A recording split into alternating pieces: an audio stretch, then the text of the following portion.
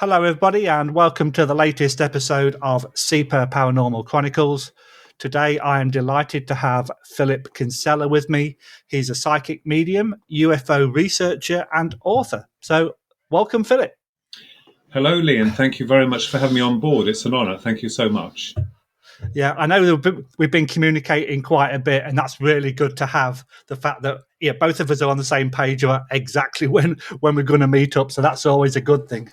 Yes, yeah, and I think it's interesting. I think the diverse range of subjects that we're covering, you'll find with me and and many others, we're very grounded, very down to earth, and I think it's fascinating. Not just dealing with the UFO side of investigations, abductions.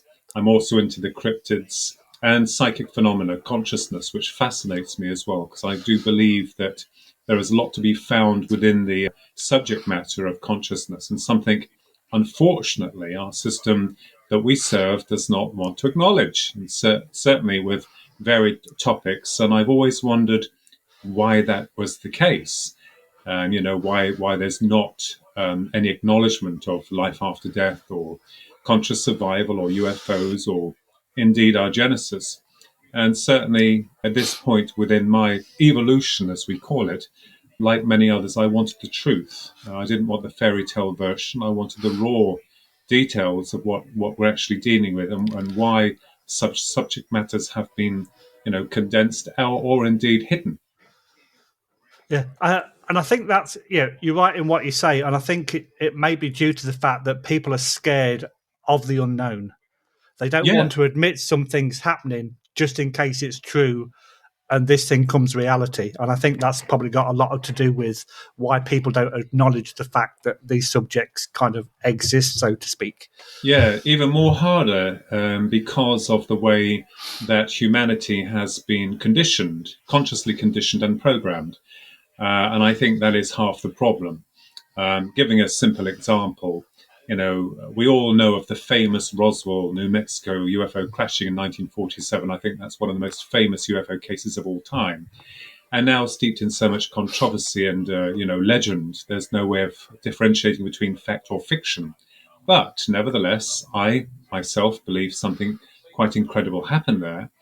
And if the army, the Roswell army back then, had admitted that they had been in possession of a flying disc as opposed to a secret mogul weather balloon, so secret that they weren't even out looking for it, I must add there, then the things today would probably have been a lot different.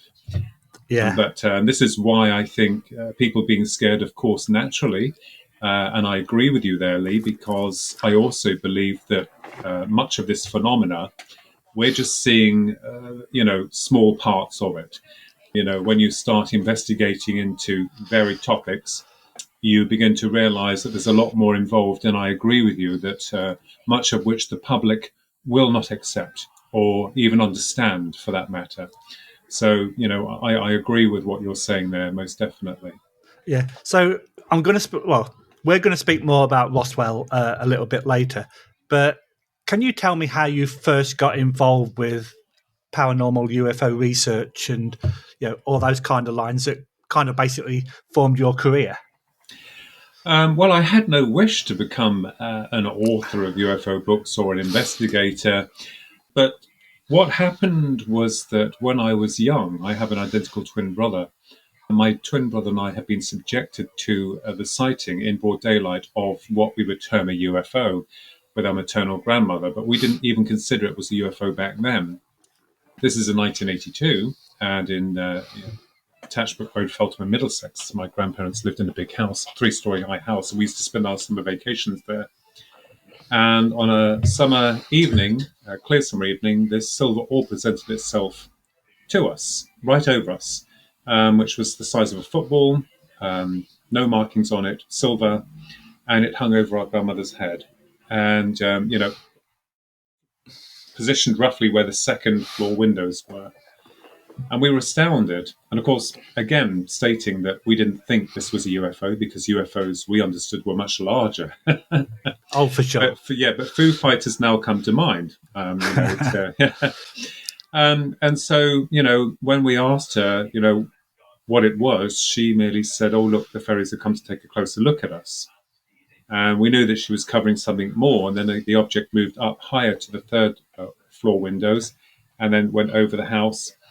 And that was the beginning of it. And it wasn't until some years later, in 1989, when we had moved to the village of Marston Mortain, when I had what people would term as an abduction, an alien abduction.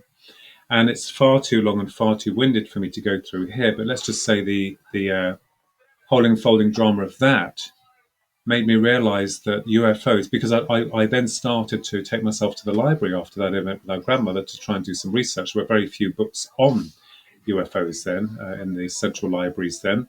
And most of it was about Roswell and some other bits and pieces. But it was the abduction that occurred that changed my whole concept of reality. And I then spent years trying to work out how this is possible. Was this a part of my consciousness reenacting something?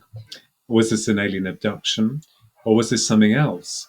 But the experiences were raw and they had left physical marks on me. And there was another researcher, Pierre Sabac, who, when I had relayed the abduction to him and he put it all together, he found similarities between what had happened in the early part of that evening with me and my brother before the onslaught of the abduction and with what happened with one of the Greys, well, what the Grey did afterwards. So I was also interested in how it was I was able to go through solid walls through the abduction. And this then led me forward into theoretical dynamics in terms of theory work of what we may be dealing with. So the UFOs have played a large part of my life. The last drama, and I will say drama, unfolded with proof, little proof there, and witnesses, even from the Isles of Scilly, was on the 9th of April 2016 with the emergence of three massive circular objects which were in triangular formation, which we observed. I mean, that's been written about and examined. So the psychic department really occurred when my maternal grandmother had passed with cancer. She actually communicated with me through here the actual time that she passed over.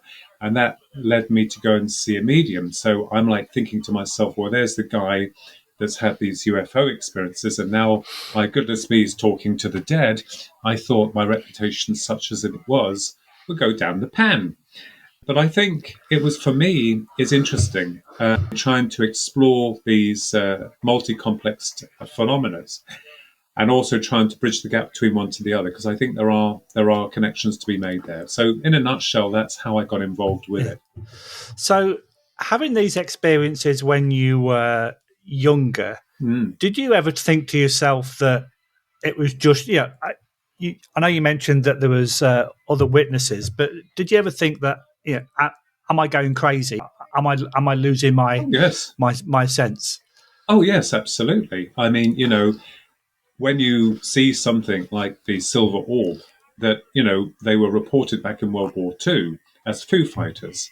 Of course, that didn't even cross my mind, although as a child we were stunned, because when you are presented with a phenomena, or rather it presents itself to you, your concept of reality changes, and you kind of like get to the point where you're thinking, well, oh, is there something wrong with us? Are we wired differently?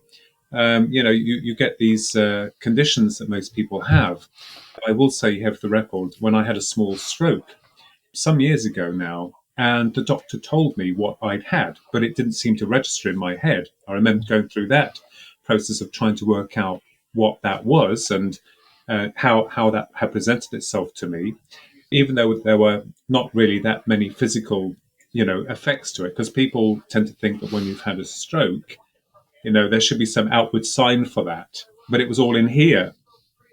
So when the onslaught of the abduction happened in 1989, sure, I thought I was going mad. Sure, I broke down, and sure, I had a hard time dealing with it. But I think one of the things I wanted to discover was its reality and what they were, where they came from, why they did what they did. I still don't have those answers, but it certainly propelled me and pushed me to looking and going further down the rabbit hole. But I will tell you, did it assist me in expanding that consciousness? Did it do something to me? I couldn't tell you. But all I know is that it did me a favor, in the sense that had I not had that experience back then, I would have still been going around the wheel of the 9 to 5 job and believing everything our system tells us and not questioning anything.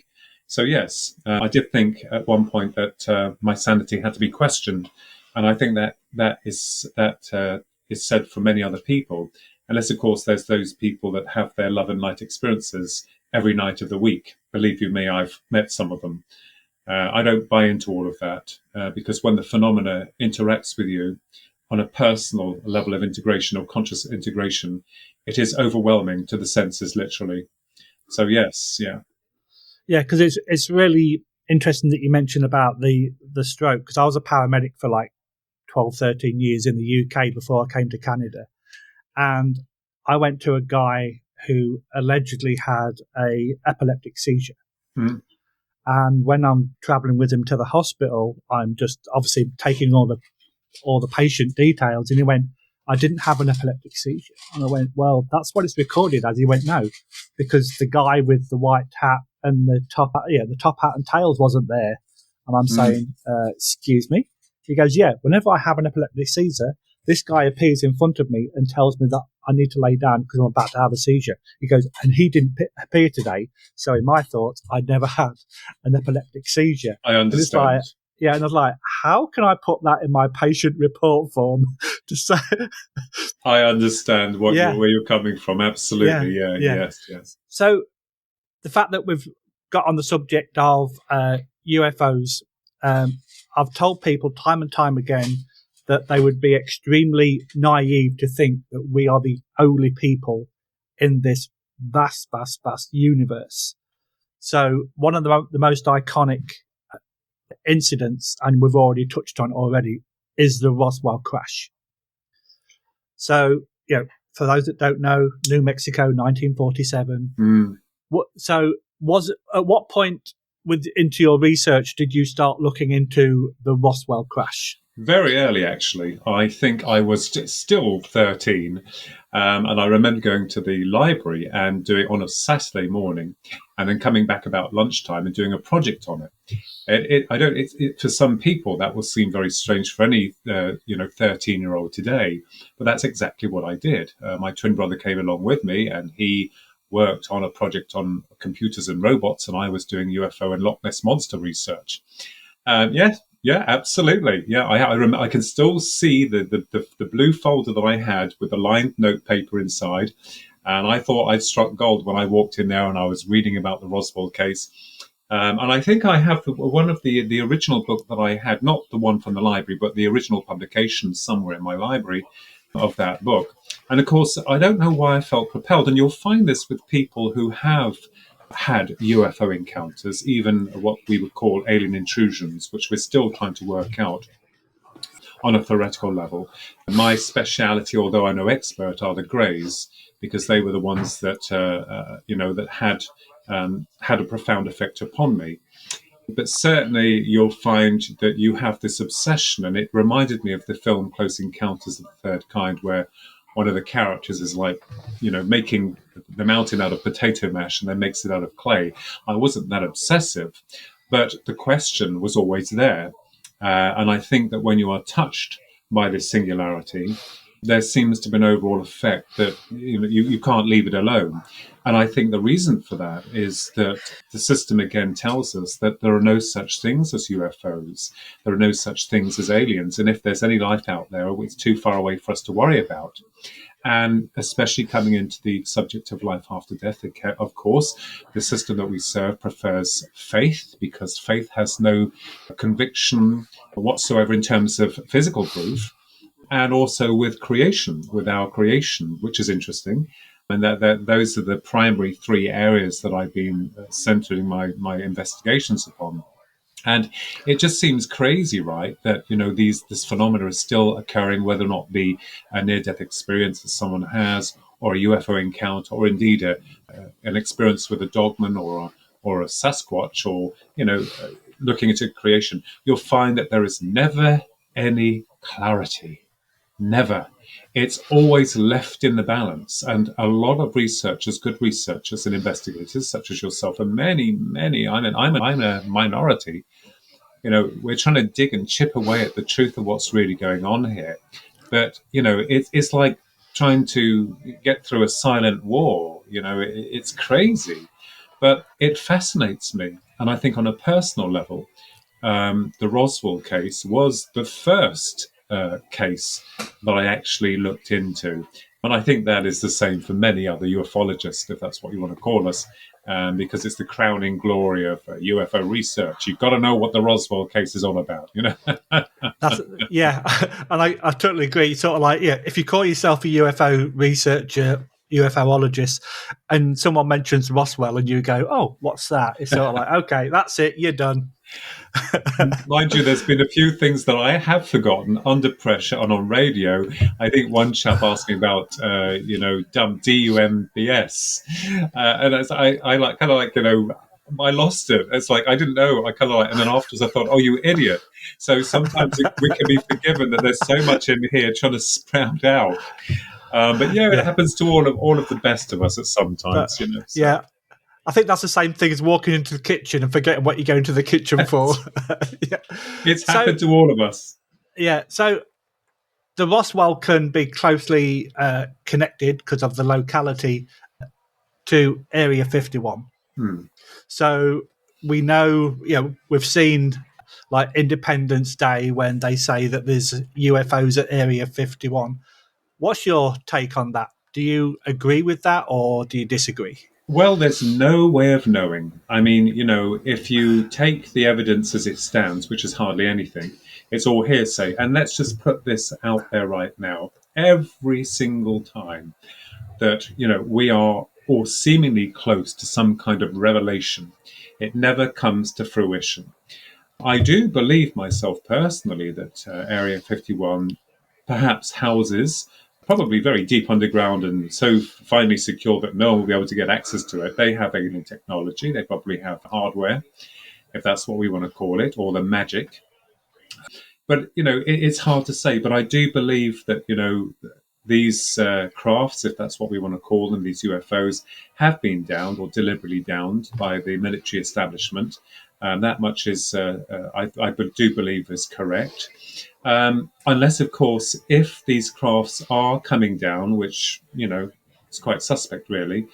What's interesting about the Roswell case, if we go back to that, is that when the debris was discovered, sometime afterwards, after its initial crash, and a number of bodies retrieved, one that was supposed to have still been alive, BB that was still alive for a short period of time.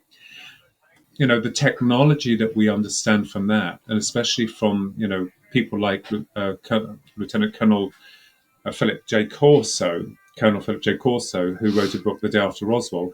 What's interesting about this, Lee, is the fact that the technology that they had salvaged was just enough for us to kind of like get our heads round on a material level, as it were. Now, that to me is highly suspect, unless, of course, the intelligences behind this wanted or laid forth this trap for us to find this material and then start to work it out for ourselves. So, one wonders whether or not these or a group of these entities have their own agenda, and especially with regards to the acceleration of our human species, which is interesting. So, that is quite suspect. If they are as alien as we imagine, then I believe that we'll still be scratching our heads to try and work out the technology involved. So, that opens up another area of speculation. But I wonder whether or not most of these entities or these beings are not assisting. I don't believe that they're assisting. I think they are perhaps steering us into a level of our own evolution, perhaps for their own means. And look what's happening now. If you look at the Greys, they seem to be, are not able to reproduce. They have no personality. They seem to be some kind of cloned or AI construct. I'm not going to go down that road with the AI construct because, people argue and tell you what they are. We don't know. We do not know. Yeah. But, and this is why my research back in 1996, from 1989, theorized about what the Greys could possibly represent in terms of their genus and why they're interested in us as a species that can reproduce. But look at us now and our species. We have accelerated quite quickly. And we are now, they're talking about transhumanism and individuality and all these things that slowly being a bit of a problem because the system that we serve knows that individually we can be dangerous. The Greys seem to operate as a one hive mind consciousness. There are no secrets, but humans harbor secrets. We all do. He's got a secret. I'm not talking about that. I'm saying that we all have our own minds. We think differently. So I think that this is the sad way that humanity is being steered forward into a mechanical construct, and I believe that that also endangers the very spirit, or people call it the soul, of what we represent on that level. So it's highly speculative. But going back to the UFO issue, and they crash. I don't doubt the military have brought them down. Oh, you bet your bottom dollar they have. But some of them may have come down on their own, whether or not they are, as Jack Valet has stated, a gift or a trap. So we don't know. But it's funny that they don't seem to crash in hugely populated areas. It's always Yeah. somewhere quite remote, normally near a military facility or, out in the desert somewhere where it's hard to find. It's just kind of like, that's kind of suspect in some way. I mean, we have aircraft. We have aircrafts that sadly, God love them, do come down, but the pilots will do everything they can to ensure that the aircraft or whatever it is steered away from populated areas in their last attempt as they come down. But it's just highly suspect with these so-called UFOs. Yeah, because my first kind of interest in aliens and UFOs was what I was in my late teens, and I came across War of the Worlds, Oh, yes.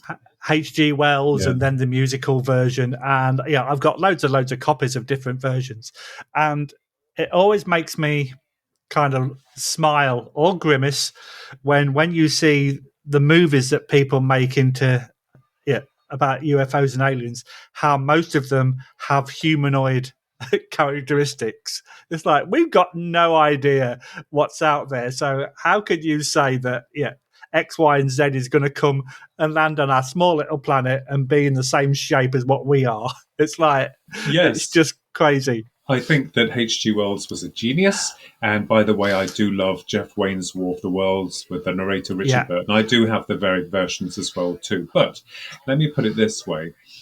I believe that within this system, our material system, the Earth, we have bipedal. We are bipedal, and this is the way that we are. So it's possible that these intelligences have infiltrated our dimension of reality by somehow adapting or bodies, as it were, to integrate in this environment. If temporarily or long term, we don't know. Or we can possibly take the hypothesis that they are actually astral projecting themselves and remote influencing from their dimension of reality. That is another question that we have to ask. And I've always been open to every form of speculation that you can possibly think of, even if there's one that I have contributed towards in terms of the other side, and of course the soul, and of course the levels of incarnation, reincarnation, and what would happen if we as a species theoretically cloned but cancelled out the spirit, which is interesting. So that's another area, and I think a lot of people, they kind of like want to contain the UFO department into a very material box. They're coming for. I don't doubt there aren't beings out there on other physical planets, but a lot of what we're discovering is that these beings, whatever they are, wherever they're coming from, could possibly be interdimensional in nature, because this then calls into question, not only the construct of our universe that we're still trying to work out, but in terms of space travel.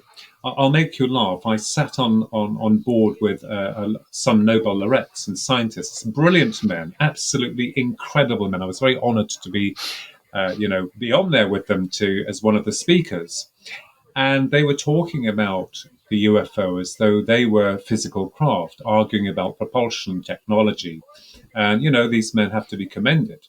But I was smiling because I'm thinking, well, such minds would have found alternative ways of getting through to us, wherever that is.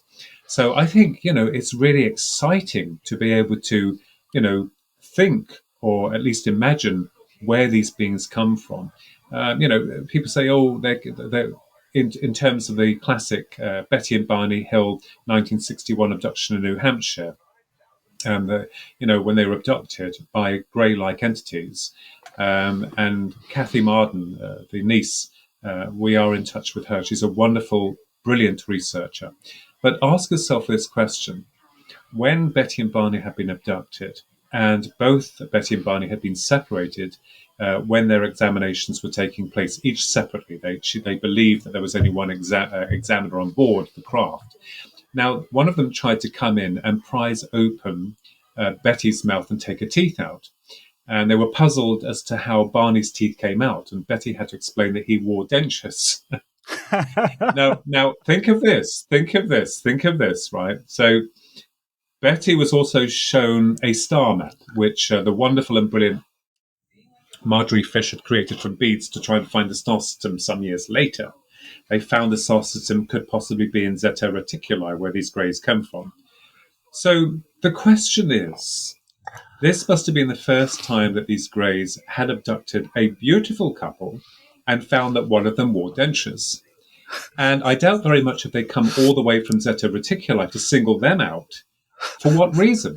So we have to ask the question, why it is the most bizarre nature of this reality that changes the individual. But I don't believe that the visitors, as they're known, are all what they appear to be. I think there's a lot more behind this. And certainly for Betty, as we understand it, she was excited afterwards. She was very much on board with the fact that there are other people out there.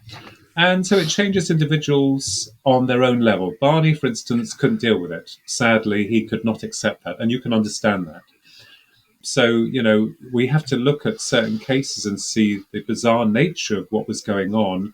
And these beings are claiming they're from here or they're from there. If you go back to the 1950s and the questionable Betty and Barney Hill, absolutely, totally, I believe that happened without question. But going back into the 1950s with the Space Brothers, with certain shady characters that come forward and, were connecting with the Venetians, and we were told there was life on the moon and then on other systems, and then we discovered that there weren't. And of course, that's very odd. So, the question is, where are they all hanging out? That we're still trying to work that one out. Yeah, that's a very good point, because obviously with space travel, you can look at a black hole that's like 4 light years away, and it will take you like over 1,000 years to get there, kind of thing. You got and it. That kind of like, yeah, you got it. Yeah, it's absolutely crazy. But we can't not speak about Rendlesham Forest.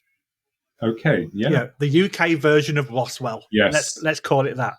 So I believe you've done some research into that as well.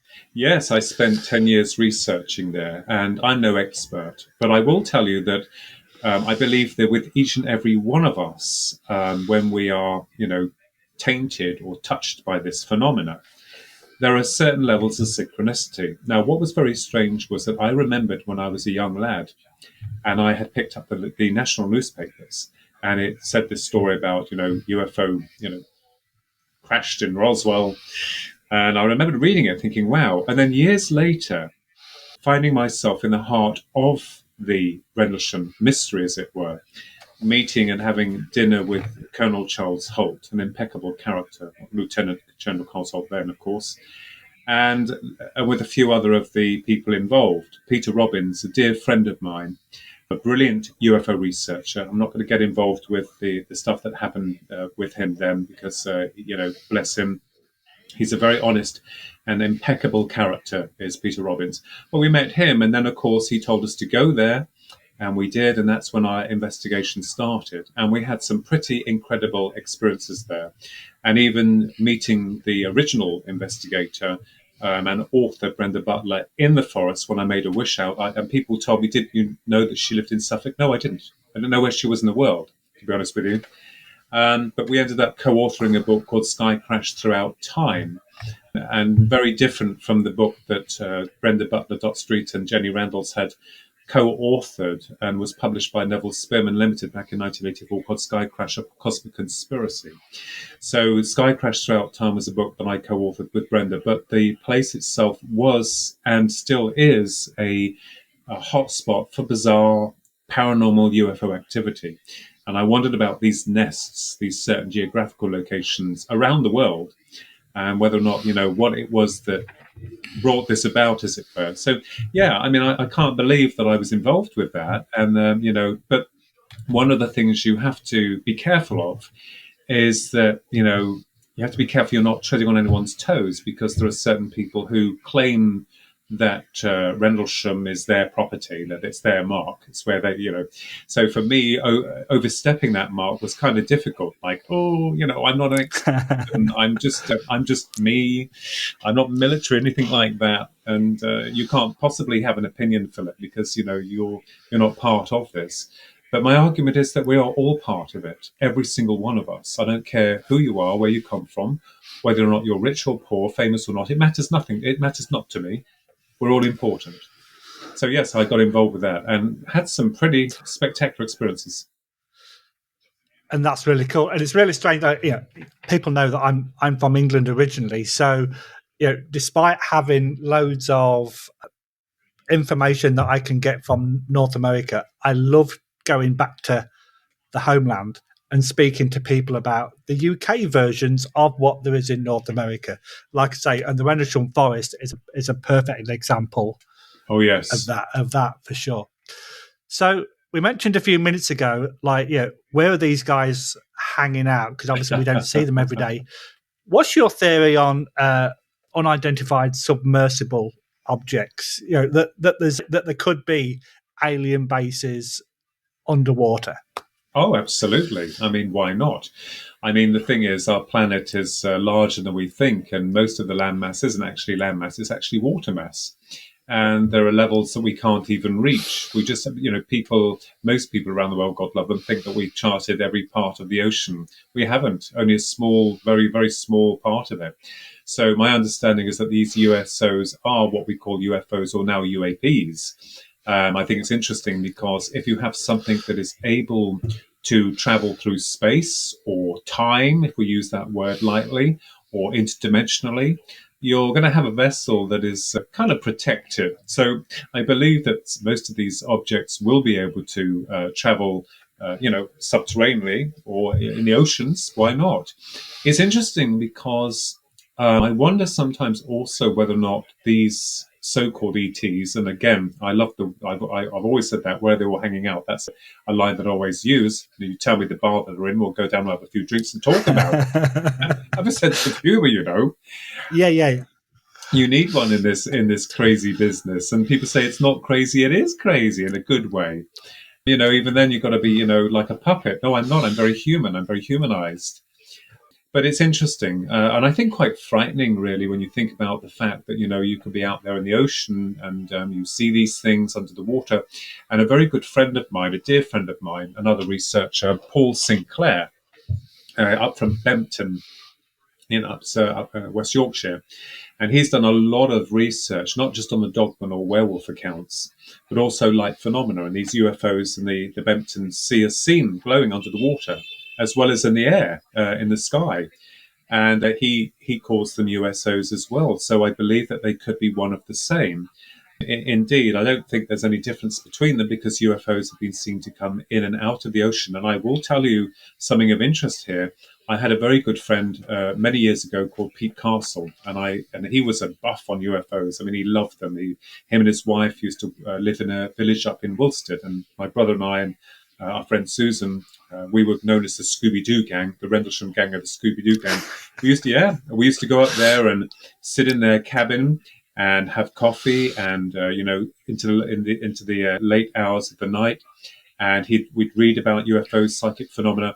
But he was in the Navy when he was a young lad, and he told me, I can't remember where it was now, but he told me, and I always believed him because he was in contact with many researchers long before the internet came along.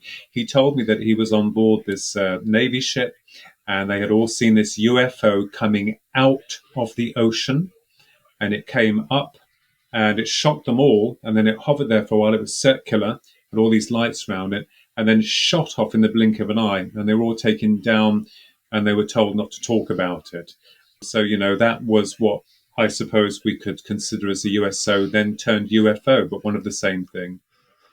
Yeah, because I do find it interesting now that quite a few governments, especially the USA, have actually started to acknowledge the fact that UFOs exist. And I know there's been a massive debate where people have been questioned on the fact. Is there something similar in the UK, like with regard to government, or is it still kind of hush-hush?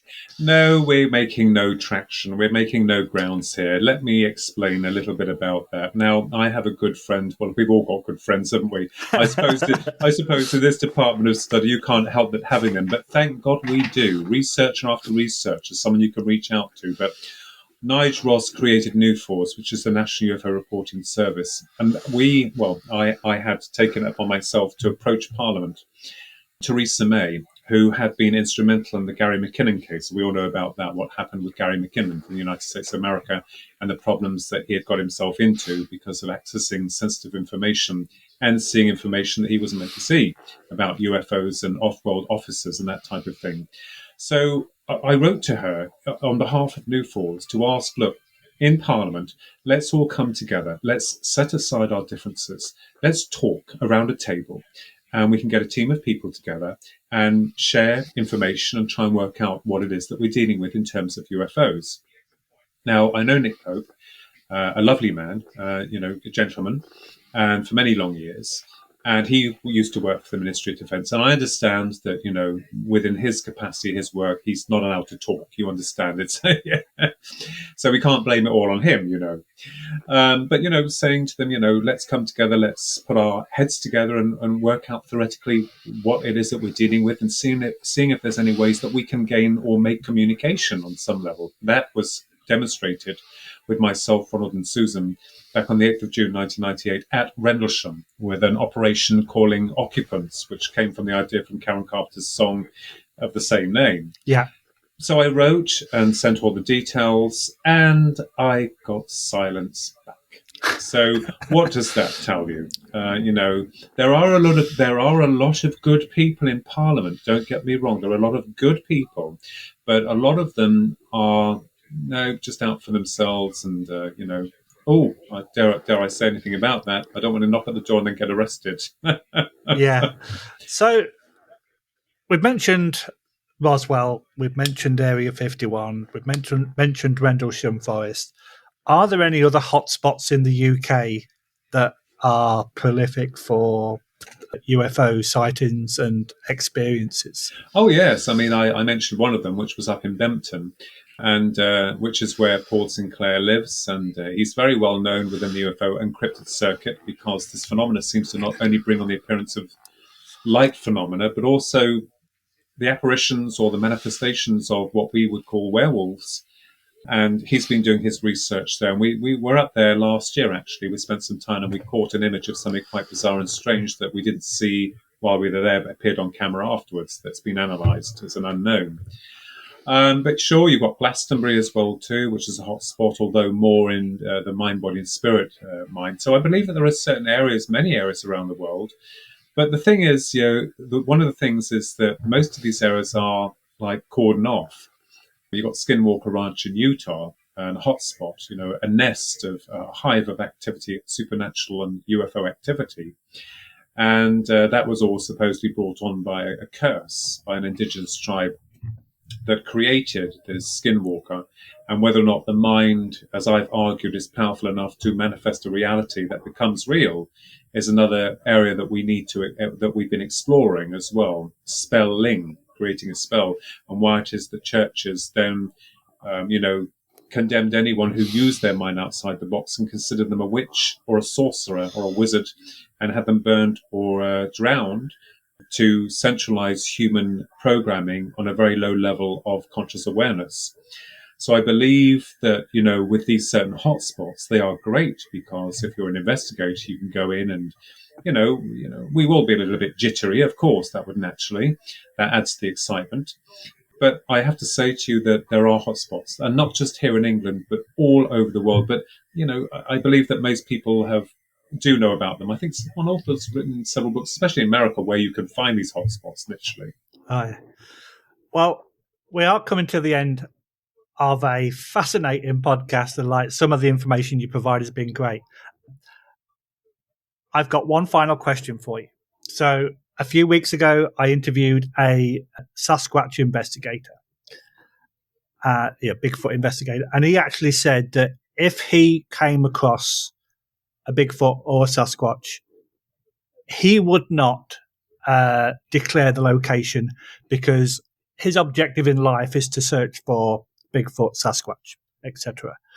And he would not reveal that location because of the threat from others that would come in and destroy soil it, destroy the species, the location. So if I know you've already had your experiences, but if something happened to you tomorrow that would categorically prove the existence of ETs or UFOs, would you keep it to yourself or would you make it public? That is a very good question. And I do respect the researcher who states for the record that he would keep that area secret.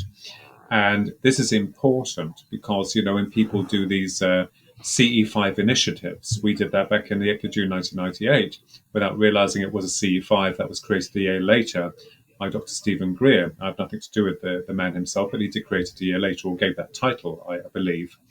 So if you have too many people doing it, it's not going to work because it's something to do with the projection of consciousness, and you'll get other people's whose minds are not on the same wavelength. It's rather like, as I said before, soiling the grounds, but also soiling the conscious intent. It has to be performed on another level entirely of conscious intent, as it were. Calling occupants, there was the three of us and we did just that. There weren't occupants, but a UFO of considerable size, but it was more of a pyramidal shaped device with a circular undercarriage under it. So I agree. I think if that happened to me tomorrow, or I was met by this, I have reported everything because people want facts.